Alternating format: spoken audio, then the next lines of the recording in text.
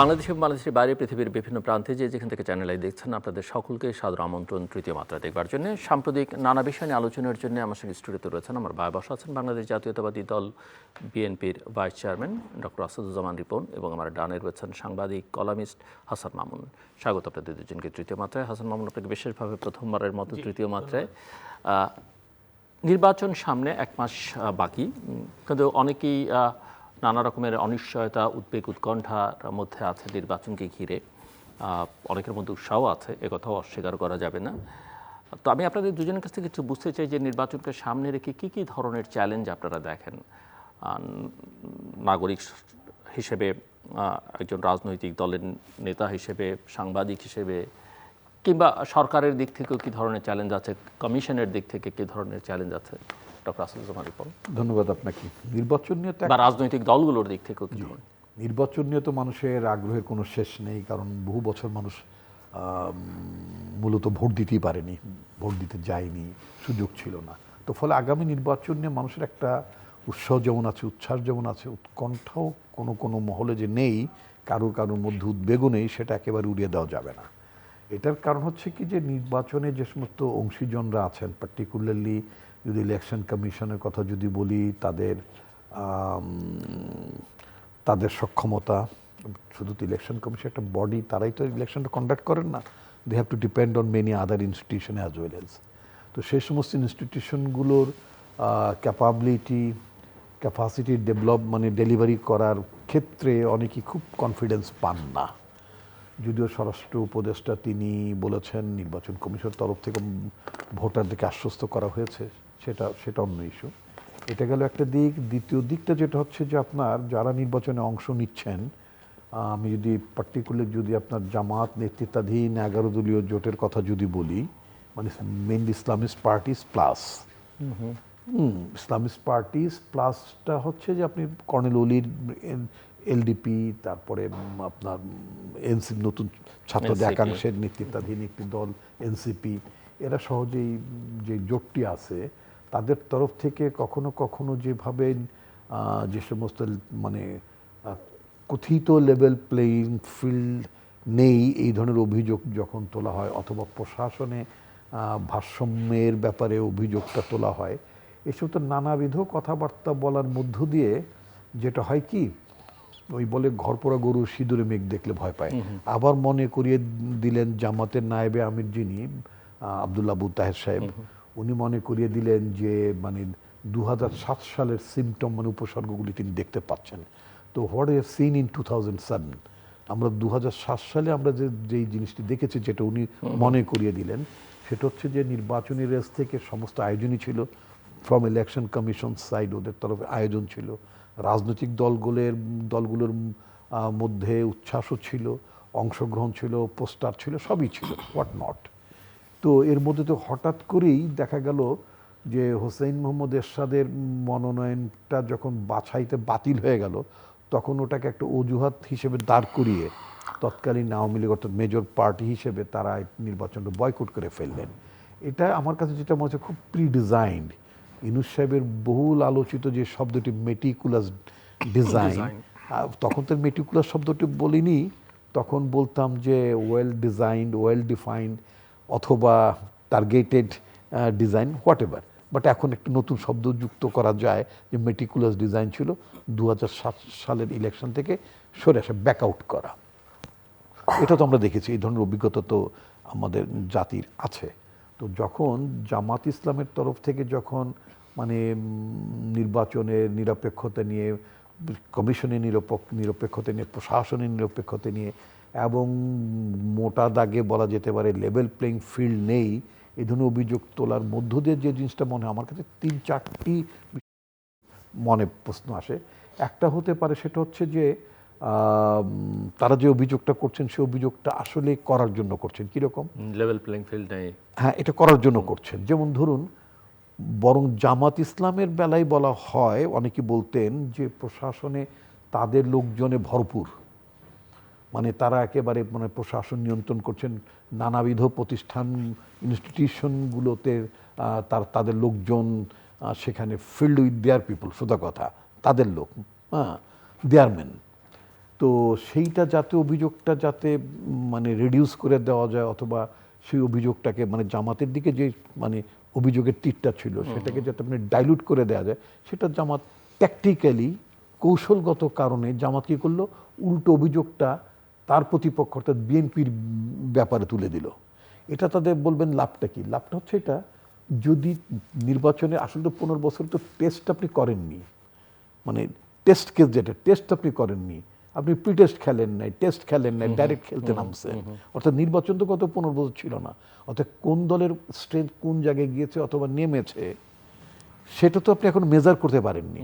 তো ফলে জামাত একটা হাইপ যেটা তুলেছিল, যেমন বলা শুরু করতো যে যদি আমরা নির্বাচনে এটা ফ্রি করে দেবো, ওটা ফ্রি করে দেবো, এটা দিয়ে দেবো, ওটা দিয়ে, অ্যাজ ইফ যেন they can form the government, এরকম একটা ইমপ্রেশন দেওয়ার ভোটারদের মধ্যে তারা একটা চেষ্টা করেছেন। এটাও তাদের একটা কৌশল ছিল। এখন কথা হচ্ছে, যদি তারা এই হাইপটা তোলার পরে যদি তারা ইলেকশনে হেরে যান, তাদের ফেস সেভিংয়ের এক্সিটটা কি? তখন তারা বলতে পারেন আমরা তো আগেই বলেছিলাম এই প্রশাসনের মধ্যে মানে ভারসাম্য নাই, কমিশন নিরপেক্ষভাবে কাজ করছে না, বিএনপির দিকে সব ঝুঁকে পড়েছে। এ কথা তো আমরা আগেই বলেছিলাম যে ইলেকশনটা নিরপেক্ষ হবে না। এটা হচ্ছে একটা কৌশলের একটা দিক। After election. হ্যাঁ, এরপর হচ্ছে যদি মনে করেন ওই যে অনেক সময় আছেন যে ছেলের প্রিপারেশন ভালো থাকে না, লেখাপড়ায় প্রিপারেশন ভালো থাকে না, কি বলে মাথা ব্যথা করে, শরীরটা ভালো লাগে না, হ্যান না তেন না, নানান ধরনের অভিযোগ করে, মানে ফাইনালি সেই পরীক্ষায় বসতে চায় না। মানে আগেই তো বলছেন আমার শরীর ভালো না, মন ভালো না, ইত্যাদি ইত্যাদি। আসলে তার প্রিপারেশন ভালো নাই। এটার জন্য এখন নানা ধরনের অভিযোগটা তুলে রাখতেছে। যদি নির্বাচনে যদি খুব মানে মানে যেটা তাদের সাংগঠনিক স্ট্রেংথ, আমরা what we have seen about them in 1991, in 1996, ওই রকম জায়গায় যদি তাদের অবস্থানটা দাঁড়ায়, তখন তারা বলতে আমরা তো আগেই বলেছিলাম যে এইগুলো অমুক না তমুক না। তৃতীয় যেটা, সেটা হচ্ছে এগুলো বলে রাখা। দেন ওই যে 2007টা বলার কারণে কারোর মধ্যে শঙ্কা, তাহলে কি তাদের মধ্যে একটা ব্যাকআউট করার মানে মানে মনোবৃত্তি তাদের আছে কি না। তো এটা তো ডিফিকাল্ট যে যদি একটা মানে আপনার মানে প্রতিদ্বন্দ্বী বড় বড় দলগুলো বা মানে এখনকার বর্তমান অবস্থায় যারা আছেন তাদের মধ্যে যদি এই ধরনের একটা ব্যাকআউট করার যদি কোনো মানে ম্যালাফাইড ইন্টেনশন থাকে। কারণটা হচ্ছে দেশের সত্যি একটি নির্বাচন দরকার ছিল। দীর্ঘদিন আপনার নির্বাচিত সরকার নাই, ডেমোক্রেটিক ট্রানজিশনের জন্য আপনার একটা ইলেকশন ছাড়া অন্য কোনো অল্টারনেটিভ নাই। তো সব কিছু মিলিয়ে ওই নির্বাচনটা যাতে কোনোভাবেই বাধাগ্রস্ত না হয়, এটি হচ্ছে মানুষের ইন্টেনশন। কিন্তু অন্যদের যদি প্রস্তুতির অভাবে এবং নানা কারণে, কারণ আপনার প্রয়োজনটা তো আরেকজন মেটাতে আসবে না, তাই না? এই ধরনের কিছু উৎকণ্ঠা আমি আসছি আবার আপনার কাছে। মিস্টার হাসান মামুন, আপনি কি ধরনের চ্যালেঞ্জ দেখেন এই নির্বাচনকে সামনে রেখে? জি জিল্লুর ভাই, প্রথম চ্যালেঞ্জ তো হচ্ছে যে আইন শৃঙ্খলা পরিস্থিতির একটা অবনতির ধারায় আমরা আছি, মানে এটা উন্নতির ধারায় প্রবেশ করেনি। এখানে সরকারের ব্যর্থতা আলোচিত হচ্ছে। সরকারের ব্যর্থতাও বলা যায় না, সরকারের নিষ্ক্রিয়তা, মানে চেষ্টা করে ব্যর্থ হলে এক কথা ছিল, চেষ্টা করতেই দেখা যাচ্ছে না। তা আমরা তো জানি পুলিশের কি অবস্থা। পুলিশ মনোবলহীন অবস্থায় এখনও আছে এবং বিশৃঙ্খল অবস্থায় আছে। পুলিশ কিন্তু একটু ডিরেকশনলেস। পুলিশের একজন কর্মকর্তা বলেছেন যে আমরা কোন ঘটনায় কি করব বুঝতে পারছি না, কারণ পুলিশ তো প্রথাগত দায়িত্ব পালন করতে গিয়ে চাপের মুখে পড়ছে। তো এখান থেকেও পুলিশকে কিন্তু সরকার মানে মুক্ত করতে পারেনি। পুলিশের সংস্কার সবার আগে দরকারি ছিল, কিন্তু পুলিশে হাত দেওয়া হয়নি। পুলিশে শুধু পোশাক পরিবর্তন হয়েছে, পুলিশ কমিশন হয়নি, এবং পুলিশ রিফর্মস কমিশনের যেসব প্রস্তাব ছিল সেগুলো খুব বেশি আলোচিত হয়নি ঐকমত্য কমিশনে। এটা হচ্ছে এক নম্বর, কারণ পুলিশের তো আইনশৃঙ্খলার দায়িত্বটা মুখ্য। আমরা যতই সেনাবাহিনী নামাই, সেনাবাহিনী নিজেই কিন্তু বলছে যে আমাদের তো আইনশৃঙ্খলার ট্রেনিং নাই, আমাদের যুদ্ধের ট্রেনিং। তো যাই হোক, তারপরেও সেনাবাহিনীকে আমরা ভূমিকা রাখতে দেখছি বিশেষ বিশেষ ক্ষেত্রে, সব ক্ষেত্রে কিন্তু না। যদিও সেনাবাহিনীকেও স্ট্যাটাস দেওয়া হয়েছে যে সেনাবাহিনী পুলিশের রোল প্লে করতে পারবে, কিন্তু সেনাবাহিনীকেও নির্লিপ্ত দেখা যাচ্ছে। এবং এই প্রশ্নের সদুত্তর পাওয়া যাচ্ছে না যে সেনাবাহিনী কেন নির্লিপ্ত। এটা কি সরকারের ডিরেকশন নাই, নাকি তাদের দিক থেকেই মানে মানে আগ্রহের অভাব আছে? তো এখানে অনেকে একটা কনস্পিরেসি থিওরি খাটান যে সেনাবাহিনী চাচ্ছে যে পরিস্থিতি যাতে উন্নতি না হয় ইত্যাদি, তাদের দিক থেকে। এইসব কনস্পিরেসি থিওরি, এর মধ্যে আমি যাচ্ছি না। তো আমার মনে হয় যে এই তফসিল ঘোষণার পর ইসিকে তো একটা দায়িত্ব নিতে হবে।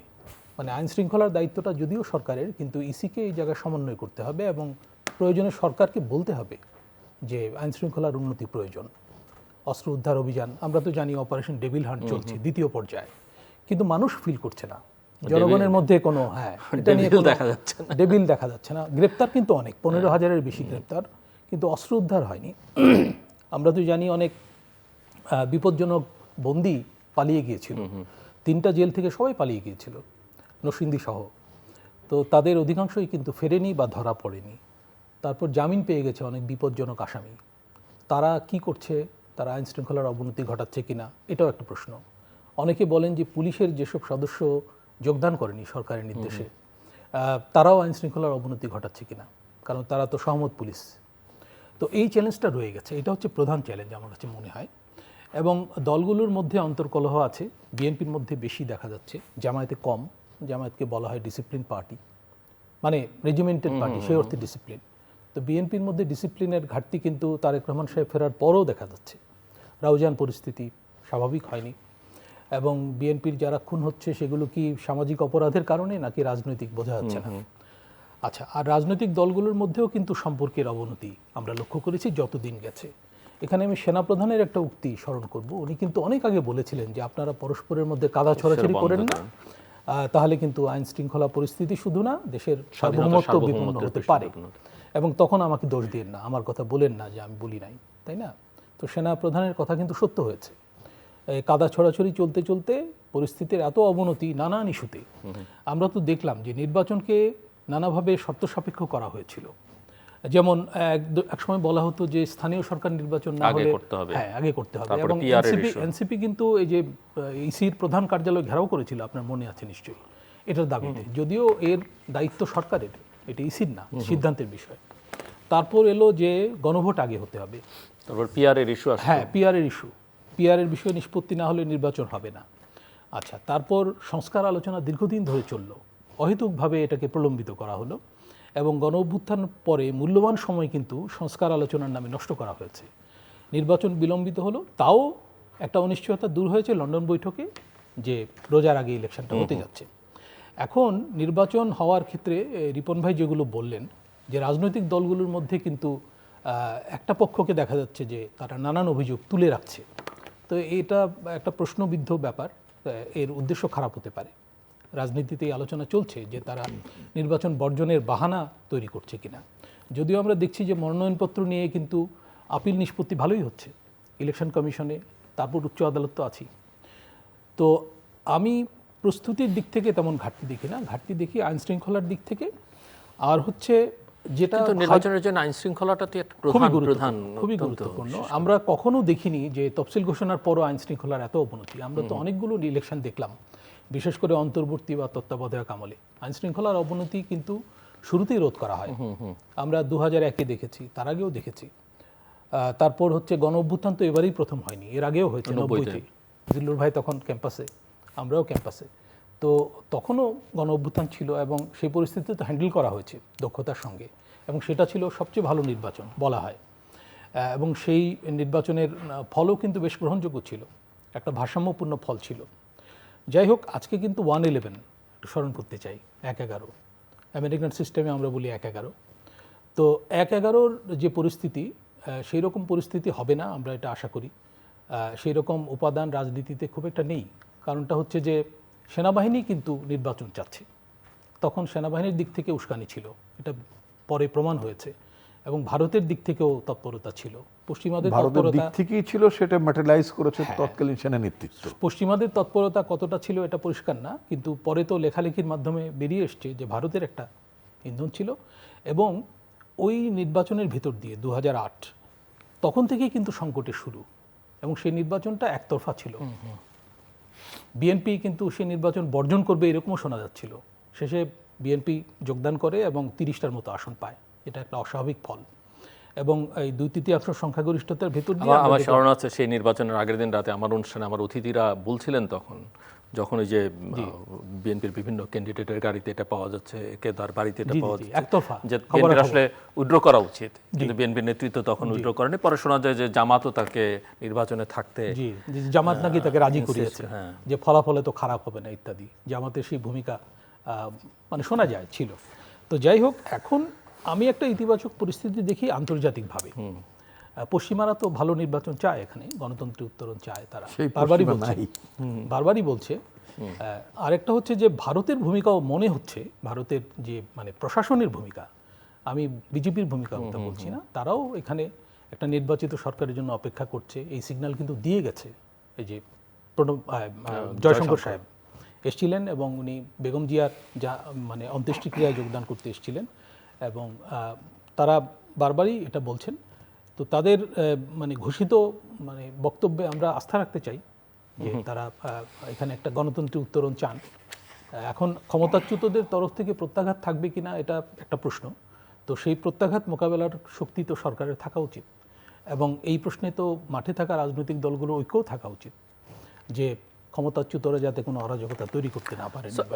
একটা ধারণা বা বক্তব্য হচ্ছে যে এক পাশ থেকে যে সরকারের সঙ্গে সরকার আসলে তার সমস্ত মনোযোগ ভালোবাসা সবটা বিএনপিকে দিচ্ছে, আবার আরেকটা ধারণা আছে যে সরকারের সঙ্গে একদম শুরু থেকেই জামায়াতের এবং পরবর্তীতে এনসিপি তারা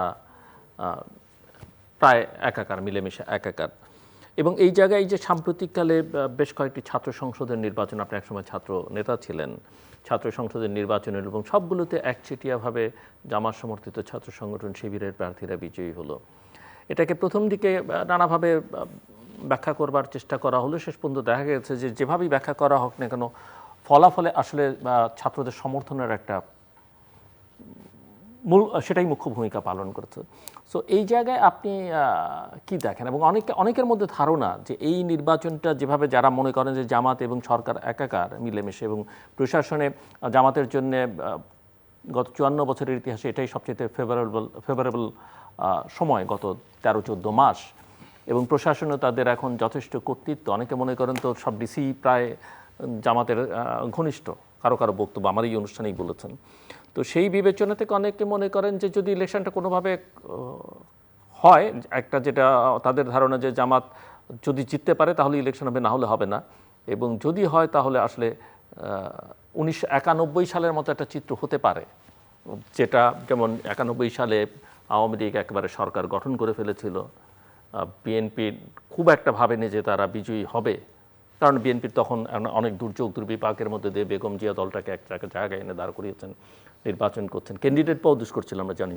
আজকে যারা সুপারস্টার হয়েছেন পরবর্তীতে বিএনপির রাজনীতিতে, তারা সেই সময় কোনো ঢাকার ওয়ার্ড কমিশনার বা এরকম লেভেল পাওয়া যায় না অনেক ক্ষেত্রে।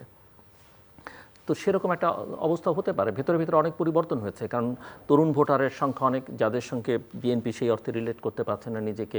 নারী ভোটার অনেক, নারীদের মধ্যে এমনও শোনা যায় কোথাও যে ফ্যামিলিটা বিএনপির হিস্টোরিক্যালি ট্র্যাডিশনালি, কিন্তু ওই ফ্যামিলির মধ্যেই যে জামাত এখন ঘরে ঘরে জামাতের নারী প্রতিনিধিরা যাচ্ছেন এবং অনেক ক্ষেত্রেই নারী ভোটারদের ম্যানেজও করে ফেলছেন। হ্যাঁ, ধন্যবাদ আপনাকে। আসলে আপনি যেই কথাগুলো বললেন এগুলো স্পেকুলেশন তো নিঃসন্দেহে আছে, আর তাদের ছাত্র সংগঠনগুলোর যে বিভিন্ন পাবলিক ইউনিভার্সিটিগুলোতে যেই জেতার বিষয়টা, এটা তো আপনি অস্বীকার করতে পারবেন না। আর এখানে এই অভিযোগ করার কোনো সুযোগ নেই যে নির্বাচনটা ফ্রি হয়নি, কারচুপ হয়েছে, এগুলো বলার কোনো স্কোপই নেই। একটার পর একটা সবকটা বিষয়, এই ধরনের কোনো স্কোপই নেই, এবং সেটা উচিত না। এটা ঠিক যে তারা ছাত্রদের মধ্যে কাজ করেছে, নিঃসন্দেহে তাদের কাজ করার প্যাটার্নটা ডিফারেন্ট। তারা দাওয়াতি সপ্তাহ থেকে শুরু করে তারা তো মন জয় করতে পেরেছে, সোজা কথা। মানে তাদের প্রক্রিয়া, তাদের প্রক্রিয়াতেই তারা কাজ করেছেন। আর এবং তাদের আমাকে কালকে একজন একটা ব্যাখ্যা দিলেন, মানে ব্যাখ্যাটা খুবই যে অমানুভূত হয়েছে তা বলবো না আমি। সেটা হলো আমি যে ডিসএগ্রি করি তাও না, এটা আমি সেখানে উনি বললেন যে ধরেন একটা অভ্যুত্থান মেনলি বিপ্লবী কর্মকাণ্ড যারা করেন, তো সেখানে প্রকৃত বিপ্লবীরা কি আসলে বিপ্লবী সংগঠন পাবলিকলি করেন কি না? আমি বললাম যে না, করেন না। কোনো না কোনোভাবে তারা অনেক বড় বড় বামপন্থী নেতা তারা কি করতেন, তারা মানুষের মধ্যে থেকেই কৃষকদের মধ্যে কাজ করতেন না, শ্রমিকদের মধ্যে কাজ করতেন। দেখা গেল বড় কমিউনিস্ট পার্টির সাথে কাজ করতেন, কিন্তু সংগঠন করতেন অন্যটা। কিন্তু তারা মূলত মানে কমিউনিস্ট পার্টির সাথে ছিলেন, নিষিদ্ধ কমিউনিস্ট পার্টির সাথে তারা ছিলেন। ওয়েল, জামাত তার লক্ষ্য পূরণের জন্য বা তাদের ছাত্র সংগঠনের লক্ষ্য পূরণের জন্য তারা যদি ছাত্র লীগের যেটা বলে গুপ্ত অবস্থায়, কারো কারো ভাষায়, শব্দটা আমি পছন্দ করি না, বলে যে লুঙ্গির তলে আশ্রিত মানে অবস্থায় থেকে তারা রাজনীতি, ইয়েস, ইট ওয়াজ দেয়ার ট্যাকটিক্স। তারা তারা তারা কৌশল করেছে, কৌশলে তারা জয়ী হয়েছে নিঃসন্দেহে। এবং তারা মানে হাসিনার পতনের পরে বিভিন্ন পাবলিক ইউনিভার্সিটি তারা যেভাবে তারা জিতছেন ছাত্র সংগঠনগুলোতে, এখানে এথিক্যাল অথবা আনএথিক্যাল সেই প্রশ্নটা অন্যটা, সেই প্রশ্নটা অন্যটা। যদি তাদের সাংগঠনিক বিবেচনা চিন্তা করেন তাহলে সেটা সঠিক ছিল। এখন আপনি বলবেন যে এই ফলাফলটা কতটা ইম্প্যাক্ট করবে, এটা দুটো অ্যানালাইসিস আমার কাছে আছে। আপনার খেয়াল আছে এক সময় বিভিন্ন পাবলিক ইউনিভার্সিটি, তখন তো এত পাবলিক ইউনিভার্সিটি ছিল না, মেনলি 4টা পাবলিক ইউনিভার্সিটি, সেখানে একসময় জাসদ ছাত্রলীগ খুব মানে বারবারন্ত অবস্থায় চলে গেল, বিভিন্ন জায়গায় জিততেনও তারা। আপনি যদি ধরেন চাকসুতে 73-তে মাহমুদুর রহমান ইলেকশন, মানে মান্না ভাইয়ের কথা বলছি, মান্না ভাই জিতলেন। ঢাকাতে যেটা ব্যালট বক্স আওয়ামী লীগের ছাত্রলীগের ছেলে ছিনতাই করে নিয়ে গেল, সেখানেও আফম মাহবুল হক মানে তারা স্বাভাবিকভাবে জিততেন, নির্বাচিত হতে পারতেন। এরপর অনেক সময় মান্না ভাই এবং মানে মান্না আক্তার এরা অনেকেই ছিলেন। এরকম বিভিন্ন যে ফলাফলটা এরকম ছিল। যদি এখন জাতীয় নির্বাচনের কথা যদি আপনি চিন্তা করেন, আলটিমেটলি সেই জাসদ ছাত্রলীগ অথবা কিন্তু আপনি 70 আর 80-র দশকের বিবেচনা, আমি ওই কথাটা আসছি, ওই কথাটা আমি আসছি। আমরা ওই 80s-এ অথবা লেট 70s-এ আমরা যেটা মানে দেখেছি, সেটা এখন এই 2025-26-এ এসে একই প্রেডিকশন করা যাবে বা একই অ্যানালাইসিস হবে, সেটা আমি আপনার সাথে আমি একমত, আমি সেটা বলছি না। এখন কথা হচ্ছে মানুষের মনোজগতের মধ্যে তো একটা পরিবর্তন হয়েছে, এতে তো কোনো সন্দেহ নেই। মানুষ কি আগের মতো যে রাজনীতি, দ্বিদলীয় যে রাজনীতি, সেটাকে মানুষ স্টিল মানুষ এটা কন্টেইন করে না, করেন না। রাজনীতি নিয়ে মানুষ, আমি আপনার অনুষ্ঠান সব বিভিন্ন জায়গায় আমি একটা কথা বলতাম যে আমি একটা গণতান্ত্রিক সমাজ বলতে সেটা বুঝি, বা রাষ্ট্রটা কতটা গণতান্ত্রিক সেটা বুঝি, সে রাষ্ট্রের সরকারকে প্রশ্ন করা যায় কিনা, সমাজে প্রশ্ন করার মতো অবস্থা থাকে কিনা, প্রশ্নকারীর নিরাপদে থাকেন কিনা। এটা যদি মনে করি, ইয়েস, এখন আমার কাছে মনে হচ্ছে, এখন আমি ইয়াং জেনারেশন বলতে আমি ঠিক জেনজিদের কথা বলছি না, ইভেন 40+ ধরি, 50-এর নিচের লোকদেরও ধরি, কারণ আমার যুব সংগঠনের মধ্যে এরকম 40 অনেকই যুবকেরা তারা কাজ করছেন। তো সেখানে মানুষের মনোজগতে একটা পরিবর্তন। আমাদের নেতা তারেক রহমান একটি কথা তার দলের নেতা কর্মীদেরকে অন্ততপক্ষে 4টি বড় মাপের কর্মী সমাবেশে বিভাগীয় পর্যায়ে তিনি স্মরণ করিয়ে দিতেন, সেটা হচ্ছে 5ই আগস্টের আগের রাজনীতি এবং পরের রাজনীতি এক না। এটা তিনি তার নেতা কর্মীদের কিন্তু মনে করিয়ে দিতেন। এমনকি গতকাল তিনি যে মানে সাংবাদিকদের সাথে শুভেচ্ছা বিনিময় করেছেন, সেখানেও কিন্তু তিনি বলছেন 5ই আগস্ট আমাদের রাজনীতিকে নতুনভাবে ভাবতে বাধ্য করেছে। মানে জাতীয়ভাবে তিনি বলেছেন, এনগেজমেন্টের কথা বলেছেন মানে মানুষের সাথে। এই যে মানে বোধটা, মানে এটা তো ধরেন ওনার একার বোধ, কিন্তু 1/11-এর কথা যেহেতু হাসান মামুন উল্লেখ করলেন, সেই সময় তো ঝাঁকে ঝাঁকে নেতারা জেলখানায় ছিলেন, এবং জেলখানায় থেকে বেরিয়ে এসে তারা যখন বিভিন্ন গণমাধ্যমে কথা বলেছেন, তখন তারা বলেছেন যে আমরা উপলব্ধি করতে পেরেছি আমাদের অনেক ভুল ছিল, আমরা শুদ্ধ হয়ে যাব। পরে তারা কি শুদ্ধ হয়েছেন সেটা আমরা দেখেছি। তারা কিন্তু বলেছেন, এবং দলমত আওয়ামী লীগ বিএনপি সবাই এক মিলে তারা বলেছেন যে তারা জেলখানায় বসে বসে শপথ নিয়েছেন, কেউ কেউ কোরআন ছুঁয়েও শপথ করেছেন। জেল থেকে বেরিয়ে আমরা দেখলাম একেবারে ভিন্ন চিত্র। আমি আপনাকে একটা ছোট্ট খুব ইন্টারেস্টিং, আমার মনে দর্শকরা মজা পাবেন, তরিকুল ইসলাম, মরুম তরিকুল ইসলাম আমাদের দলের স্থায়ী কমিটির সদস্য, একসময় তিনি বাম ঘরানার নেতা ছিলেন, আমাদের স্থায়ী কমিটির সদস্য ছিলেন। আমি ওনার যারা জেলমেট তাদের কাছ থেকে শুনেছি যে মানে জেলখানায় গেলে তো অনেকেই মানে প্রাত্যহিকভাবে নিয়মিত নামাজ পড়েন, কোরআন তেলাওয়াত করেন, অনেক কাজ তো থাকে না, বইপত্র পড়ার সুযোগ থাকে, এটাও সত্য। তো এরকম একজনকে উনি ডাকছিলেন, ডেকে মানে একটু দেরিতে আসছেন, তো বলে যে কী ব্যাপার, তো বলে যে একটু মানে নামাজও পড়ছিলাম, একটু মানে হাদিস পড়তেছিলাম ইত্যাদি। তখন বলে যে তা তো ঠিক আছে, তো যদি এখন যদি খবর, উনি মানে সার্কাস্টিক্যালি না, হিউম্যান নেই বললেন, যদি এই মুহূর্তে একটা খবর আসে যে তোমার মুক্তির আদেশ হয়েছে, তাহলে তুমি জায়নামাজ গুটানোর সময় পাবা নাকি ওটা ছেড়েই চলে যাবা। তো আমাদের হয় কি, এই তো এটা কোরআন শরীফ আল্লাহ বলছেন যে বান্দা তোমরা যখন বিপদগ্রস্ত হও তোমাদের আবেদনে কাকুতি মিনতিতে আমি রেসপন্স করি, যখন তোমরা মানে বিপদ থেকে উদ্ধার পাও অথবা দয়া করে যখন তোমাদেরকে আমি উদ্ধার করি, তখন তোমরা ভুলিয়া যাও হে বান্দা তোমরা বড়ই অকৃতজ্ঞ। এই যে বান্দা যে বড়ই অকৃতজ্ঞ, এটা আল্লাহ রাব্বুল আলামিন পবিত্র কোরআন শরীফ কয়েকবার উল্লেখ করেছেন। তা আপনি যেটা বলছেন জেল থেকে বেরোবার পরে তাদের যে বোধোদয় ভালো হয়ে যাওয়ার প্রবণতা, তাই না, প্রো পিপুল ক্যারেক্টার স্টাবলিশ করা, এটা আসলে আমি সত্যি সত্যি খুব মানে বলা যেতে পারে যে আমি খুব কম দেখেছি।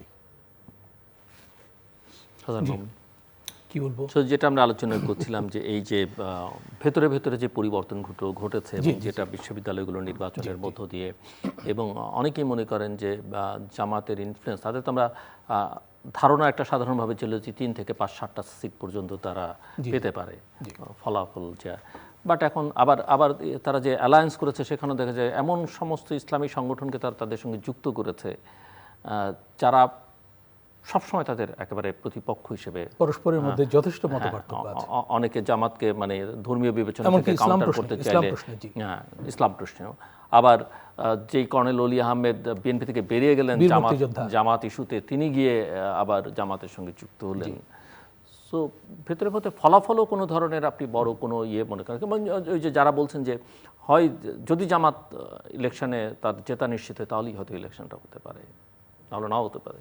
জি জিল্লুর ভাই, জামায়াতে ইসলামী আপনি যেটা বলছিলেন যে স্বাধীনতা উত্তর বাংলাদেশের সবচেয়ে ইতিবাচক পরিস্থিতিতে আছে, তাদের দিক থেকে কোনো সন্দেহ নাই জামাতের ভোট উল্লেখযোগ্যভাবে বেড়েছে। এটা কিন্তু বিভিন্ন জরিপেও দেখা যাচ্ছে। কোনো জরিপে তো দেখা যাচ্ছিল যে বিএনপির কাছাকাছি ভোট এরকম দেখা যাচ্ছিল, তবে সবশেষ জরিপে দেখা যাচ্ছে বিএনপির একটা ভোটের উল্লঙ্ঘন হয়েছে। 70% মানুষ নাকি বিএনপিকে ভোট দিতে চায় এবং 77% মানুষ মনে করে বিএনপি সরকার গঠন করবে। এটা সবশেষ জরিপ। এখন জরিপের মেথোডোলজি নিয়ে তো প্রশ্ন থাকে, জরিপের ফল নিয়ে সংশয় থাকে, অবিশ্বাসও থাকে, তো সেগুলো ধরেই তো আমরা আলোচনা করি। এখন দৃশ্যত জরিপ অনুযায়ী দেখা যাচ্ছে যে জামায়াত বিএনপির মধ্যে মানে ভোটের একটা বিরাট ব্যবধান, এবং এই ব্যবধানটা রচিত হওয়ার পেছনে সম্ভবত কয়েকটা ঘটনা বড় মানে ভূমিকা রেখেছে। একটা হচ্ছে তারেক রহমান সাহেব ফিরতে পারবেন কিনা আদৌ, এটা নিয়ে কিন্তু দেশে বেশ সংশয় ছিল, এমনকি বিএনপির লোকজনের মধ্যেও। আমি বিশেষ করে যে উনি যখন ফেসবুকে একটা স্ট্যাটাস দিলেন তারপরে সংশয়টা, এটা আমার হাতে না, প্রত্যাশিত উন্নতি হলে ফিরবো, এইসব যখন বললেন তখন কিন্তু সংশয়টা বেড়েছিল। 1 নম্বর। 2 নম্বর হচ্ছে যে বেগম জিয়ার কিন্তু তিনি ফিরলেন, এবং ফিরলেন বিপুল গণসম্বর্ধনা উনি পেলেন, এবং সেখানে একটা ইনক্লুসিভ বক্তব্য উনি রাখলেন। এতে করে জনমত আমার মনে হয় কিছুটা প্রভাবিত হয়েছে, বিশেষ করে আওয়ামী লীগের সমর্থক যারা খেয়ে না খেয়ে আওয়ামী লীগকে ভোট দেবে, তাদের একটা অংশ তো ভোট দিতে যাবে, অর্ধেক হলেও যাবে মনে করা হচ্ছে। তো তারা সম্ভবত জামায়াতের মানে ক্ষমতায় উত্থান রোধ করার জন্য বিএনপিকে বেছে নিতে পারে। এই ভোটটা হয়তো যুক্ত হয়েছে এই জরিপে, লাস্ট জরিপে। আরেকটা হচ্ছে দেশে যারা, অনেকের ধারণা আছে যে আওয়ামী লীগের ভোটটা প্রথম কথা হচ্ছে যে তারা কেন্দ্রে যাবে কিনা, যেতে পারবে কিনা, দুটো প্রশ্নই আছে, যাবে কিনা, যেতে পারবে কিনা। গেলেও মানে কনস্টিটিউয়েন্সি ধরে ধরে আসলে বিভিন্ন চিত্র তারা নির্ধারণ করবে যে কার কাছে তারা নিরাপত্তার একটা ইস্যু আছে। কিন্তু জেনারেলি বলছি, জেনারেলি আওয়ামী লীগের যারা বোনাফাইড ভোটার তারা চাইতে পারে যে বিএনপির মতো একটা দল ক্ষমতায় আসা তাদের জন্য নিরাপদ, এবং বিএনপি ক্ষমতায় আসলে তাদের হয়তো একটা রিকনসিলিয়েশনের সুযোগ আসবে, যেটা জামায়াত বা এই ধরনের দল আসলে হবে না। এটা হয়তো তাদের মধ্যে আছে একটা, সেটা শেখ হাসিনা প্রকাশ্যে যাই বলুন না কেন তাদের মধ্যে এই উপলব্ধিটা সম্ভবত আছে। আর দেশে যারা দল নিরপেক্ষ মানে ভদ্র সমাজ আছে, মানে আমি বলবো যে লিবারেল ডেমোক্রেট যারা আছে, তাদের অংশ কিন্তু একেবারে ছোট না। ইভেন যারা ধর্ম পালন করেন তাদের মধ্যেও কিন্তু লিবারেলিজমের ঝোঁক আছে, আমাদের এই অঞ্চলে আছে, এখনও আছে। তো যেমন পীর মাশায়েখদের অনুসারী যারা, তারা তো আক্রান্ত হয়েছেন, এবং কাদের দ্বারা আক্রান্ত হয়েছেন আমরা জানি। তো তারা কিন্তু একাট্টা হয়ে চাইতে পারেন যে ক্ষমতায় এমন একটা দল আসুক যেটা সেন্ট্রিস্ট। এখানে বিএনপি বিষয় না, বিষয় হচ্ছে সেন্ট্রিস্ট দল আসুক। তো এইসব কারণে হয়তো দেখা যাচ্ছে যে লাস্ট জরিপে বিএনপির দিকে একটা উল্লঙ্ঘন হয়েছে। এখন প্রশ্ন হচ্ছে যে নির্বাচনে তো দেরি আছে, প্রচারণা এখনো শুরু হয়নি। খুব কি দেরি আছে, 1 মাস সময় মাত্র? হ্যাঁ, প্রচারণার জন্য তো প্রায় 20 দিনের মতো সময় আছে। তো প্রচারণার সময় কিন্তু লাস্ট 7 দিন 8 দিন আগে একটা তরঙ্গ ওঠে সারা দেশে, এবং সেই তরঙ্গে কিন্তু অনেক মানে আসনের সিচুয়েশন বদলে যায়। আমাদের মনে থাকার কথা যে 9/11 হয়েছিল 2001 নির্বাচনের অল্প কিছুদিন আগে, মাসখানেক আগে, এবং তাতে মনে করা হয় যে বিএনপি জামায়াত জোট তখনকার তারা লেভারেজ পেয়েছিল, সুবিধা পেয়েছিল, এবং তারা বিপুল বিজয় অর্জন করেছিল। এর কিছুদিন পরে কিন্তু আফগান যুদ্ধ শুরু হয়, তাই না? মানে 2001-এর নির্বাচনের কিছুদিন পরে। তো এই ঘটনাগুলো আমাদের কিন্তু সামাজিক মনস্তত্ত্বকে সাংঘাতিকভাবে প্রভাবিত করেছে, আমাদের মুসলিম বেল্টগুলোকে। মুসলিম সব দেশেই এই দুইটা ঘটনা বেশ মানে সোশ্যাল কম্পোজিশন কিন্তু চেঞ্জ করে দিয়েছে, যেটা আপনি বলছিলেন যে সমাজের গভীরে কিছু সাংস্কৃতিক পরিবর্তন সাধিত হয়েছে এবং ধর্মবাদিতার ঝোঁক বেড়েছে, কোনো সন্দেহ নাই। আর শেখ হাসিনা শাসনামলে উনি কিন্তু এটা বাড়িয়েও তুলেছেন, দেখাতে পশ্চিমা দুনিয়াকে যে সমাজে এরকম পরিস্থিতি তৈরি হচ্ছে, এদেরকে সামাল দেওয়ার জন্য আমাকে দরকার, আমাকে সাপোর্ট করো।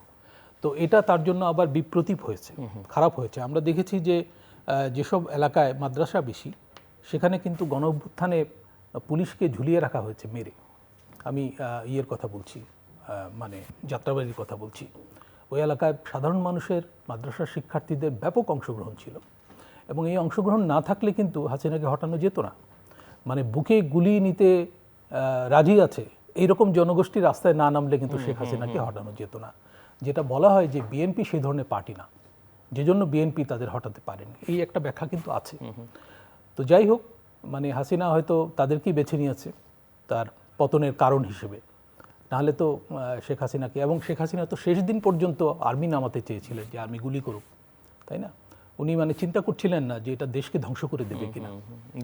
তো যাই হোক, আমার মনে হয় যে নির্বাচনে এক ধরনের প্রতিদ্বন্দ্বিতা হবে, কিন্তু বিএনপির সঙ্গে জামায়াতের তফাৎটা এত বেশি যে এটা বোধহয় জামায়াত এই নির্বাচনে কভার করতে পারবে না। কিন্তু বিএনপি যদি ক্ষমতায় এসে দেশ শাসনে ব্যর্থ হয়, মিনিমাম প্রতিশ্রুতি পালনে ব্যর্থ হয়, তারেক রহমান সাহেব তো অনেক ভালো ভালো কথা বলছেন, অনেক ইনক্লুশনের কথা বলছেন, তো তার সামনে তো চ্যালেঞ্জও আছে অনেক, বিশেষ করে অর্থনীতির চ্যালেঞ্জগুলো কিন্তু একেবারে প্রত্যক্ষ, যেমন ইনফ্লেশনের সমস্যা, কর্মহীনতার সমস্যা, এগুলো আছে, এগুলো উনি ফিল করছেন। এই যে কৃষক কার্ড দেওয়ার কথা বলছেন, তারপরে ফ্যামিলি কার্ড দেওয়ার কথা বলছেন, এগুলো ফিল করছেন, কিন্তু ডেলিভারি সিস্টেমের যে অবস্থা, আমাদের ডেলিভারি সিস্টেমের যে অবস্থা, উনি এগুলো করতে গিয়ে হসপস অবস্থার মধ্যে পড়বেন কিনা এই আশঙ্কা কিন্তু আছে। টিমটা কি হবে না সেটাও একটা। তারপর হচ্ছে যে এই ইসলামপন্থীরা যে একজোট হয়েছে, তারা নির্বাচনে যে এরকম ফলই করুক, তারা কিন্তু একটা আপকামিং শক্তি হিসেবে আবির্ভূত হবে আগামীতে, এবং আমাদের সমাজ সম্ভবত এই ধরনের শক্তিকে স্বাগত জানানোর জন্য সমাজের অন্তত একটা অংশ প্রস্তুত হয়ে আছে আমার মনে হয়। আবার অন্যদিকে আওয়ামী লীগও বসে থাকবে না। আওয়ামী লীগও বসে থাকবে না।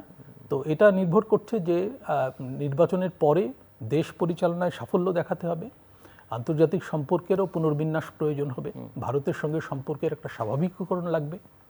যে অস্থিরতা তৈরি হয়েছে এই সরকারের আমলে, এটা তো প্রত্যাশিত না। তো ডক্টর আসাদুজ্জামান রিপন, আপনি বলবেন। এবং আরেকটা প্রশ্ন যে এই নির্বাচনের আরেকটা জটিলতা আছে, সেটা ভোটার দিকে হয়তো জটিলতা নাও বলতে পারেন। একদিকে জাতীয় সংসদ নির্বাচন, আরেকদিকে গণভোট। এবং আমরা এখন দেখছি যে গণভোট নিয়ে সরকার ক্যাম্পেইন করছে, এনজিওগুলোকে, এনজিও ব্যুরো ডেকে তাদেরকে হ্যাঁ ভোটের পক্ষে কাজ করতে বলছে। সরকার বলছে, সরকার প্রচারণাও চালাচ্ছে, যদিও অনেকে সেই প্রচারণা দেখছেন না। আপনি কি মনে করেন? কেউ কেউ মনে করে যে নিরপেক্ষ সরকার এই অবস্থান নিচ্ছে কেন, সেটাও একটা প্রশ্ন। আর মানুষ আসলে ভোটাররা ওটা এখনো বুঝতে পারছে কিনা যে কিভাবে ভোট দিবেন, কি ভোট দিলে, হ্যাঁ দিলে কি হবে, না দিলে কি হবে। আমি একজন নাগরিক হিসেবে আমি আপনার শেষের প্রশ্নটার উত্তরটা যদি বলি যে হ্যাঁ দিলে কি হবে, না দিলে কি হবে, আমি শেষের প্রশ্নটার উত্তরটা যদি এইভাবে দিই, যদি ভোটটা না দেয়া হতো, মানে আমি না দেয়া হবে বলিনি, না দেয়া যদি হতো, তাহলে কি হতো? শেখ হাসিনা বলতে পারতেন, দেখো এত % মানুষ আমার পদত্যাগ চাইনি, এটা একটা মিলিটেন্ট গ্রুপ, এটা মানে উনি যা সবসময় সারা জীবন যা ব্যাখ্যা দিয়ে আসতেন, এদের একটা মানে পরিকল্পনা ছিল, এটা কোনো উনি এটা অভ্যুত্থান স্বীকারই করতেন না। কিন্তু 134টা শিশুর প্রাণের বিনিময়ে প্রায় 1,500-এর মতো মানুষের মানে আপনার জীবন দিলেন। ওই যেমনি মাদ্রাসা ছাত্রদের কথা বললেন, যারা বুকে পেটে যারা মানে গুলি খাওয়ার মতো মানসিকতা নিয়ে যারা রাস্তায় নেমেছিল, এত মানুষের জীবনদান বলিদান, হোয়াই এটা এটা কেন আপনার না হবে? এই অভ্যুত্থানটা তো জনগণের অভ্যুত্থান ছিল। 24-এর 5ই আগস্টের অভ্যুত্থানটা তো জনগণের অভ্যুত্থান ছিল। সব জনগণ যদি একাট্টা না হতো, এটা তো বিএনপির অভ্যুত্থান বা জামাতের অভ্যুত্থান বা সিপিবির অভ্যুত্থান ছিল না। সকল মানুষ যার যার অবস্থান থেকে দাঁড়িয়েছিল, প্রতিবাদ করেছিল, রুখে দাঁড়িয়েছিল। এখন ধরে নেন এটা যদি না ভোটটাই বেশি পায়, তাহলে আমি যেটা বললাম, শেখ হাসিনা পরাজিত স্বৈরাচার, তাদের জন্য কি বড় মাইলেজ হয়ে যাবে না? আমি নাগরিক হিসেবে দায়িত্ব নিয়ে বলছি, আমার তো একটা নিজস্ব পরিচয় আছে। আমি বিএনপির ভাইস চেয়ারম্যান, ট্রু। আমি তো কারোর বাবাও, আমার সন্তানের বাবা না, আমি আমার মেয়ের বাবা তো, আমার স্ত্রীর স্বামীও তো আমি, আমার বোনদের ভাইও তো আমি, এই রাষ্ট্রের নাগরিকও তো আমি। নাগরিক হিসেবে আমি হা ভোট দিতে চাই, খুব ক্লিয়ার। কারণ আমি ওই অভ্যুত্থানটাকে আমি ধারণ করতাম, লালন করতাম, অংশ নিতাম। এই যে আপনাদের টকশোগুলোতে জীবন বাজি রেখে কথা বলেছি তো, এবং শেখ হাসিনা সম্পর্কে অনিবার্যভাবে আপনি পতনের দিকে আগাচ্ছেন, এবং এটা বলেছি যে আপনি এখন যদি না প্যাক আপ করেন তাহলে হিউমিলেশন নিয়ে আপনাকে যেতে হবে। এটা তো মার্চ মাস থেকে বলেছি। আমার মোবাইলে, ফেসবুকে নতুন করে তো মুসলমান হই নাই, মানে মুসলমান তো অনেক আগে থেকে, জন্মগতভাবে মুসলমান। মানে বলতে চাচ্ছি এটা, যে এই যে শেখ হাসিনার সরকার যে থাকবে না, এ কথা বলার জন্য তো আমার আগস্টের 2-3 তারিখ লাগে নাই। এটা তো পাবলিকলি একটা জনসভায় পাবলিকলি 30শে মেতে বলেছি 2024 শেখ হাসিনা পতনের 2 মাস 5 দিন আগে। তো সরকারের গোয়েন্দা সংস্থার লোকের এরপরে আমার নানা ধরনের ধরে নিয়ে ইন্টারোগেশন করে না, বাট অবশ্যই নানাভাবেই প্রশ্ন করেছে। হোয়াট এভার, যেসব ছেলেরা বলে যে আমরা জানতাম না শেখ হাসিনার পতনে, তুমি জানতা না, কারণ তোমার বয়সটা জানার মতো বয়স ছিল না, তুমি জানতা না তোমার লক্ষ্যটা কি। কিন্তু আমরা জানতাম যে আমরা এর সাথে যারা আমরা পতন ঘটনা আন্দোলন করেছি, আমরা জানতাম যে সমস্ত ম্যানিফেস্টেশন শেখ হাসিনা পতনের জন্য সব 1, 2, 3 সব ঠিক ছিল।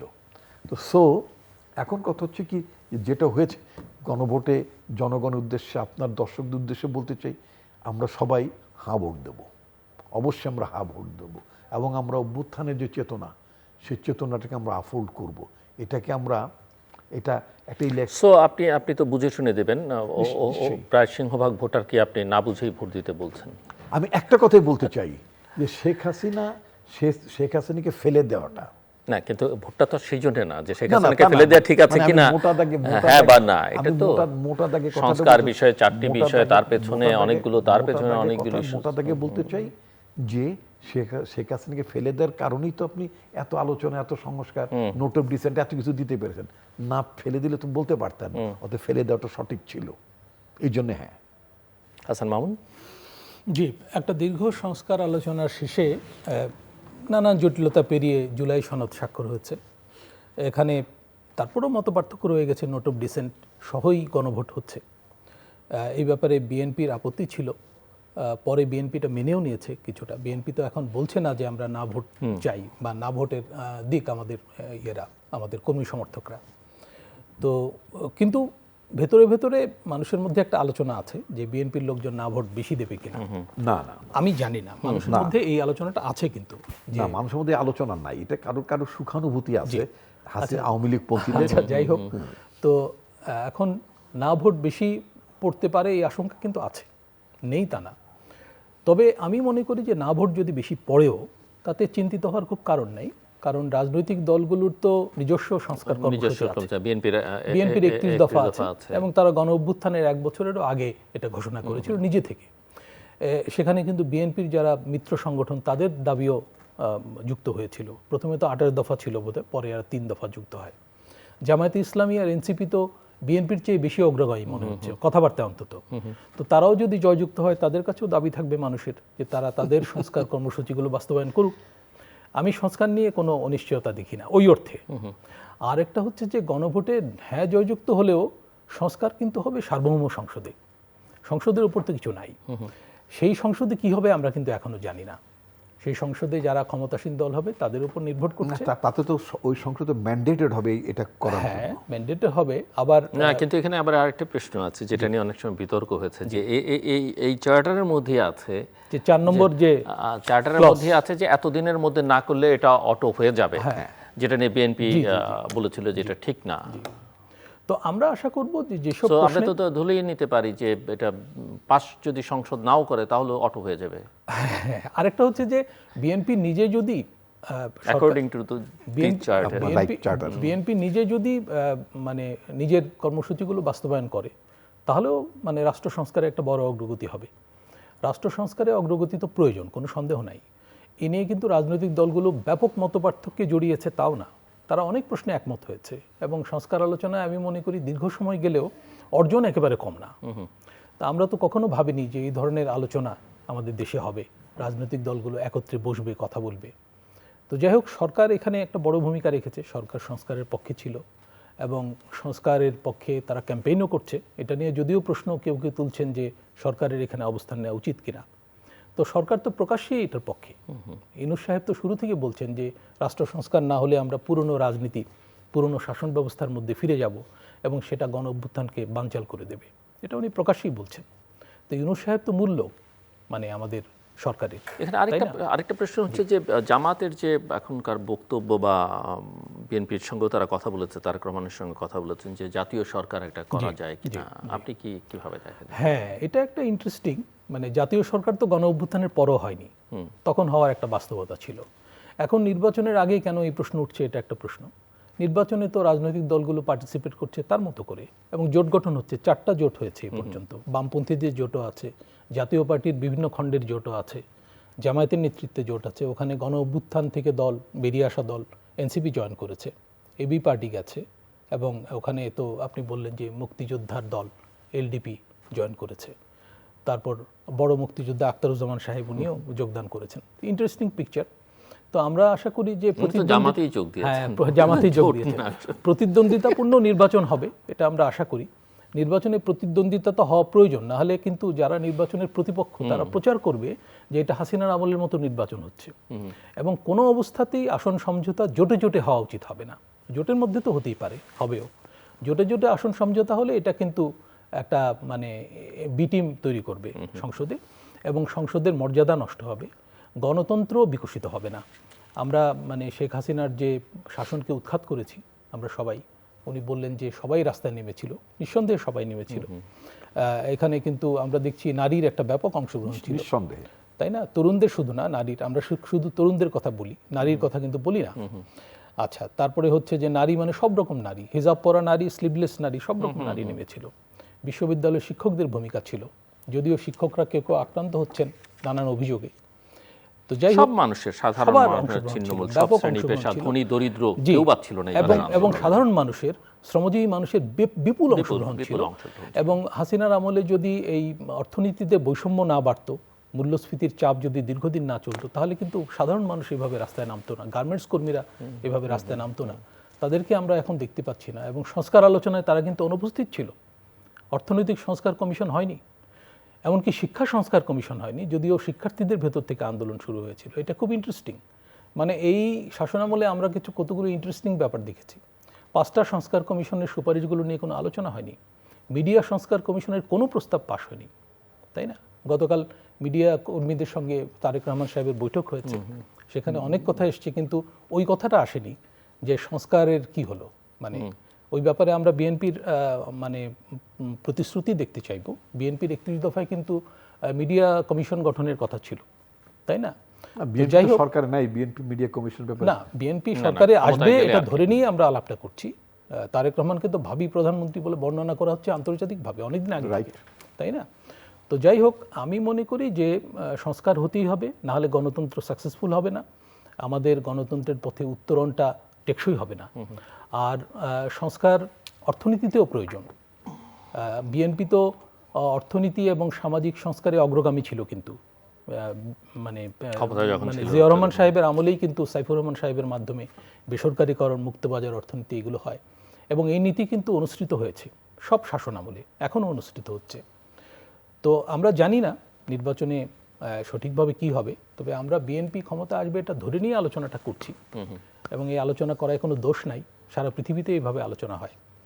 যাই হোক, আমরা একটা ভালো নির্বাচন চাই, প্রতিদ্বন্দ্বিতাপূর্ণ, এখানে কোনো আসন সমঝোতা আমরা দেখতে চাই না এবং শেখ হাসিনার আমলের সংসদ দেখতে চাই না। আমরা একটা কার্যকর সংসদ, বিরোধী দলের অংশগ্রহণে কার্যকর সংসদ। আর জিল্লুর ভাই একটা কথা বলতে চাই যে এই সংস্কার কর্মসূচিতে কিন্তু বিরোধী দলের পার্টিসিপেশন বাড়ানোর সুযোগ আছে, যেমন সংসদীয় কমিটি, তারপর হচ্ছে ভাইস মানে ডেপুটি স্পিকার, তাই না, এমনকি বিভিন্ন সাংবিধানিক পদে নিয়োগের জন্য যেসব কমিটি হবে সেখানে বিরোধী দলের প্রতিনিধি থাকবে কমিটিতে, তৃতীয় দলের কমিটি প্রতিনিধি থাকবে।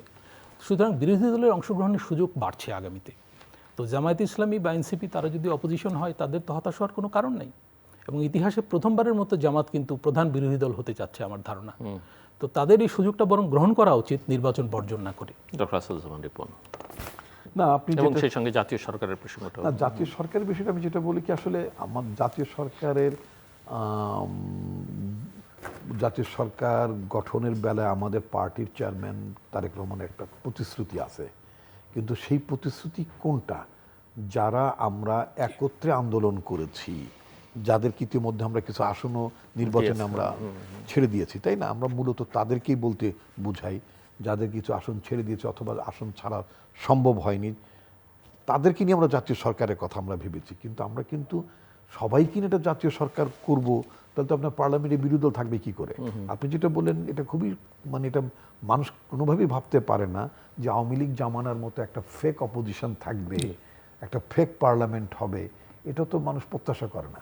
পার্লামেন্টের একটা স্ট্রং অপোজিশন থাকতেই হবে এবং সেটা যদি 7 জনের ভয়েসও থাকে, 73 সালে 7-8 জনেরই তো একটা মানে বিরোধী গ্রুপ ছিল, তাই না, তাদের কি ভয়েস কি কম স্ট্রং ছিল কিনা? নিশ্চয়ই ছিল না। তো সবাইকে নিয়ে একটা সরকারে একাকার করা যাবে না। এটা কিন্তু আমাদের তরফ থেকে যে আমরা যে জাতীয় সরকারের কথা আমরা নির্বাচন আগে বলেছি, আমরা আমাদের পার্টির তরফ থেকে বলা হয়েছে, মানে আমাদের পার্টির চেয়ারম্যান বলেছেন, সেটা হচ্ছে যে নির্বাচনের পরে আমরা সমমনা রাজনৈতিক দলগুলো যে আমরা একত্রে আন্দোলন করেছি তাদেরকে নিয়ে আমরা নির্বাচনের পর একটা জাতীয় সরকার গঠন করব। এই কারণে যে চ্যালেঞ্জেসগুলোর কথা বললেন, সবাইকে নিয়ে আমরা চ্যালেঞ্জেসগুলো আমরা মোকাবেলা করতে চাই। ভারতের মতো দেশে দেখেন না, যে যখন কোনো সংকটের মধ্যে যায় তখন কি সেখানকার প্রধানমন্ত্রী অপোজিশনকে মানে কনফিডেন্সি নিয়ে তাদের সাথে আলাপ আলোচনা করে তারা পলিসি গ্রহণ করে না? করেন তো। সুতরাং আমার মনে হয় না যে মানে তাতে করে কোনো সংকট হবে। আর তবে আপনার এই পরামর্শটাকে আমি জামাতে গ্রহণ করা উচিত হবে, সেটা হচ্ছে তারা প্রকৃতপক্ষে অপোজিশনে থেকে তারা একটা কন্ট্রিবিউটরি রোল প্লে করতে পারেন ডেমোক্রেসিকে স্ট্রেনথেন করার জন্য। সবাইকে নিয়ে সরকার গঠন করে ওই আওয়ামী লীগের ওই চরিত্রের মধ্যে না যাওয়াই বোধহয় ভালো হবে, এবং আমাদের দলের তরফ থেকে এই ধরনের যাওয়ার কোনো ইন্টেনশনই আমাদের নাই, এটা আমরা বলতে পারি। সো আমরা শেষের দিকে আপনার ক্লোজিং রিমার্কস আর কিছু যোগ করতে চান আপনি আলোচনায়? জি, আর কিছু যোগ করতে চান? আর কিছু আমি বলতে যেটা চান? যোগ করতে চাই সেটা হচ্ছে কি যে এই যে নির্বাচন নিয়ে যে আপনার মানে জামাতের তরফ থেকে অ্যাডভান্স কতগুলো বিষয়গুলোর সামনে পয়েন্ট 1, পয়েন্ট 2, পয়েন্ট 3 করে রাখা হয়, এগুলো তারা যদি না করেন তাহলে মানুষের মধ্যে উৎকণ্ঠাটা বরং দূর হয়ে মানুষের মধ্যে নির্বাচনের সবাই আগ্রহ সহকারে যাবে। এটা একটা প্রতিদ্বন্দ্বিতাপূর্ণ নির্বাচন হোক, সেটার জন্য জামাতকে বরং মানে ইয়ে করতে হবে, জামাত এবং তাদের যারা অ্যালাইড পার্টনার থাকবেন তাদের সহযোগিতা করা উচিত হবে। কোনোভাবে মানুষকে আতঙ্কিত করা নয়, কোনোভাবেই মানুষের মধ্যে যদি কিন্তু এগুলো সৃষ্টি করার সুযোগ না দেওয়া উচিত হবে। জি হাসান মামুন। জিল্লুর ভাই, আমি বলতে চাই যে নির্বাচনটা এমনিতেই অনেক দেরি হয়ে গেছে। নির্বাচন বিএনপি চেয়েছিল 3 মাসের মধ্যে, শুরুতে আমাদের মনে আছে, তো সেটা হয়তো একটু অস্বাভাবিক দাবি ছিল, কিন্তু নির্বাচনটা 6 মাস থেকে 1 বছরের মধ্যে হয়ে যাওয়া উচিত ছিল। আমি সেনাপ্রধানের উক্তি আবারও এখানে স্মরণ করব, উনি কিন্তু বলেছিলেন ডিসেম্বরের মধ্যে নির্বাচন, জানুয়ারিতে নতুন সরকার।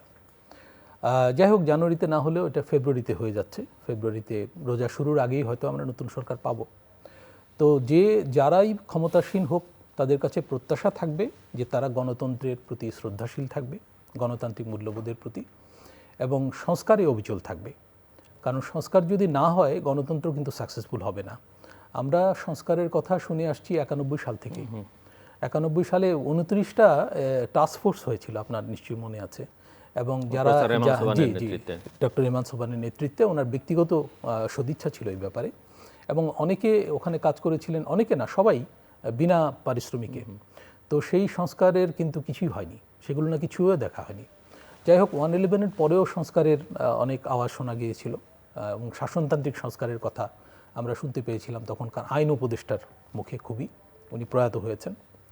তো যাই হোক, এখন রাষ্ট্র সংস্কারটা হতে হবে এবং এটা মানে নির্বাচনের মাধ্যমেই হতে হবে, কোনো সন্দেহ নাই। তবে সংস্কারের কারণে নির্বাচন বিলম্বিত করা ঠিক হয়নি। এতে সমাজে অস্থিরতা বেড়েছে, রাজনীতিতে নিরাপত্তাহীনতা তৈরি হয়েছে এবং এই দায় কিন্তু সরকারকে কিছুটা নিতে হচ্ছে। কারণ এই সরকার এসেছিল, তাদের মূল লক্ষ্য ছিল নির্বাচন করে একটা গণতন্ত্রের উত্তরণের দিকে যাওয়া। তো সেই কাজে তারা বিলম্ব করেছে। এ নিয়ে নানা রকম কনস্পিরেসি থিওরি বাজারে বেড়েছে। এগুলোর মধ্যে যাওয়াটা বোধহয় প্রয়োজন ছিল না। তাদের শুরু থেকেই ওই লক্ষ্যটা থাকা দরকার ছিল যে আমাদেরকে একটা সুন্দর নির্বাচন করে বিদায় নিতে হবে সুন্দরভাবে, যাতে 111 পরবর্তীকালে 111-এর কুশীলবরা যেভাবে দেশ ছেড়ে চলে গিয়েছিল সেই রকম পরিস্থিতি যাতে না হয়। ডক্টর রিপনের কাছে যোগ করবেন, আমি শেষ করব। না, ধন্যবাদ আপনাকে। দর্শক, অনুষ্ঠানের শেষ প্রান্তে আমরা সামাজিক যোগাযোগ মাধ্যম ফেসবুক, এক্স এবং ইউটিউবে তৃতীয়মাত্রা লাইভ স্ট্রিম হচ্ছে, আপনারা দেখতে পারেন। টেলিভিশন পর্দায় দেখতে না পারলে যে কোনো সময় যে কোনো স্থান থেকে ইউটিউবে তৃতীয়মাত্রা চ্যানেলটি সাবস্ক্রাইব করে এই পর্ব বা পুরোনো পর্বগুলো আপনারা দেখতে পারেন। মিস্টার হাসান মামুন এবং ডক্টর আসাদুজ্জামান রিপন, অসংখ্য ধন্যবাদ এই আলোচনা শোনার জন্য। দর্শক, আমার অতিথিরা নির্বাচনের প্রয়োজনীয়তার কথা বলেছেন, কিছু কিছু চ্যালেঞ্জেস বা অনিশ্চয়তা আছে এবং কোনো কোনো মহল সেটা তৈরি করবার চেষ্টা করছেন, সেই আলোচনা ওনারা করেছেন। সংস্কারের প্রয়োজনীয়তার কথা, সর্বজন বিধিত সংস্কার দরকার এবং সেটা যেন টেকসই হয় সেটা আরও গুরুত্বপূর্ণ। যেমন 2007-08-এর কথা হলো, সে সময় কিছু সরকার নির্বাহী আদেশে বেশ কিছু সংস্কারমূলক কার্যক্রম গ্রহণ করেছিল, কিন্তু পরে দেখা গেছে যে যারা নির্বাচিত হয়ে ক্ষমতায় এসেছেন তারা একেবারে পুরোটাই আমূল পাল্টে দিয়েছেন।